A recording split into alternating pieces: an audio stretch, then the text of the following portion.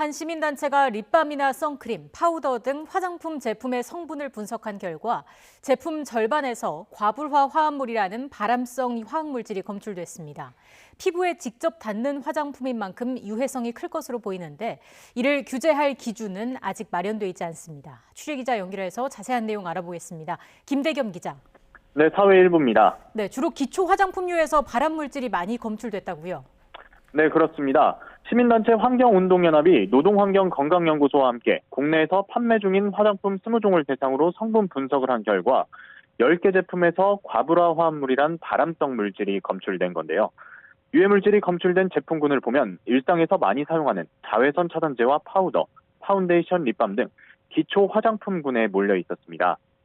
과불화 화합물은 불소와 탄소가 결합한 화학물질로 물과 기름에 쉽게 오염되지 않고 표면에 보호막을 형성한다는 특성 때문에 화장품에 사용되어 왔습니다. 하지만 자연 환경이나 생체에서는 쉽게 분해되지 않고 축적되는 특성이 있는데요. 지속해서 노출될 경우에는 체내에 쌓여서 간 손상과 호르몬 교란 등 면역계 질환을 일으키고 태반을 통해 태아에 영향을 미치기도 합니다. 이 때문에 국제암연구소 IARC는 과불화 화합물을 발암물질로 분류하고 있고 지난 2009년에는 스톡홀름 협약을 통해 관리 대상 물질로 분류돼 생산과 사용이 금지되기도 했습니다. 환경운동연합은 이번 분석 결과가 민간 차원의 연구이고 아직 면밀한 조사가 이뤄진 건 아니기 때문에 상품명을 공개하진 않았는데요.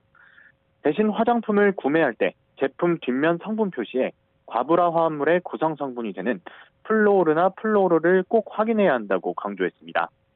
미국의 경우 지난 10월 정부 성명을 통해 3년 이내에 과불화 화합물 사용을 전면 통제하고 규제 방안을 마련하겠다고 밝혔고 미국 의회에서도 과불화 화합물을 전면 금지하는 법안이 논의되고 있습니다. 유럽연합 역시 내년 말까지 과불화 화합물을 포함한 특정 성분을 규제하도록 화장품 관련 규정을 개정하려 하고 있는데 이런 국제적 흐름과 달리 우리나라는 아직 아무런 움직임이 없는 상태입니다. 환경운동연합 측은 이번 분석 결과를 바탕으로 식약처와 민간기관에 과불화 화합물 사용 금지와 규제 기준 마련 등을 요구할 예정입니다.